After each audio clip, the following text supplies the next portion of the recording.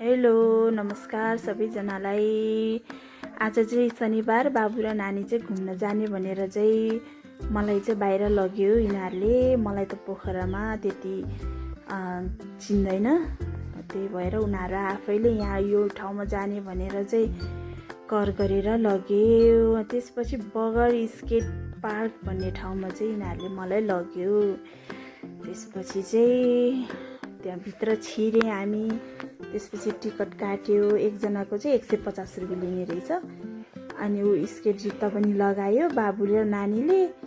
अनि मलाई चाहिँ यिनीहरू स्केट खेलेको हेर्न लगायो।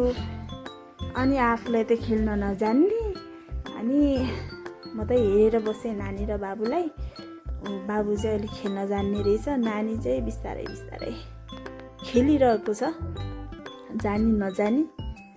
फर्स्टमा चाहिँ अलि हात चाहिँ माथि माथि गर्दै लड्ला कि भनेर खेलिरहेको थियो। एकछिनपछि त अलि जानेछ, खेल्दैछ। अनि त्यसपछि त्यहाँ चाहिँ सबैजना चाहिँ एकदम राम्रोसँग खेलिरहेको रहेछ, हेरौँ मन लाग्ने। अनि चटपटी खाने हो अरे, अनि एकछिन चटपटी खायो, त्यसपछि बबल टी खायो, अनि त्यसपछि चेस पनि खेल्ने हो अरे। अब हावा तालमा चेस खेलिरहेछ दुई भाइ। फेरि त्यो खेलिसकेपछि फेरि भाटपट्टि जाने हो अरे। फेरि भाटपट्टि गएँ हामी दौडिँदै। अनि भाटपट्टि गइसकेपछि चाहिँ यसो हेरेँ, अनि त्यहाँबाट दुई भाइ चाहिँ एकदम खुसी भइरहेको थियो। अनि त्यहाँबाट मलाई हाई भनिरहेछ। अनि त्यसपछि भाटपट्टि पनि गएँ। अनि त्यसपछि भाटपट्टिमा पनि फुड पार्क भन्ने ठाउँमा चाहिँ अलिअलि खेल्नेहरू रहेछ, खेल्ने कुराहरू रहेछ। अनि त्यसपछि गेमहरू रहेछ, गेम पनि खेल्यो दुईजनाले। अनि भाटपट्टि चाहिँ अहिले नयाँ बन्दै रहेछ, अब सबै पुरै चाहिँ बनिसकेको छैन रहेछ। गेमहरू पनि धेरै छैन रहेछ, एउटा दुईवटा रहेछ त्यो पनि। अनि भोक लाग्यो भनेर खाजा खाने अरे। खाजामा KFC खाने अरे बाबुले।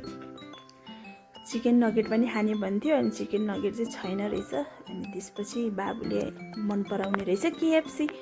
फेरि नानीले KFC मन पर्दैन भनेर दुन्नान फेरि आइसक्रिम खाने अरे भनेर फेरि आइसक्रिम खाने भनेर आइसक्रिम खान थाल्यो। दुईजनालाई फेरि एउटा एउटा नभई नहुने। अनि घर फर्किँदा त यस्तो पानी परेको रहेछ, हामीलाई थाहै छैन रहेछ पानी परेर। ल धन्यवाद तपाईँहरूले मेरो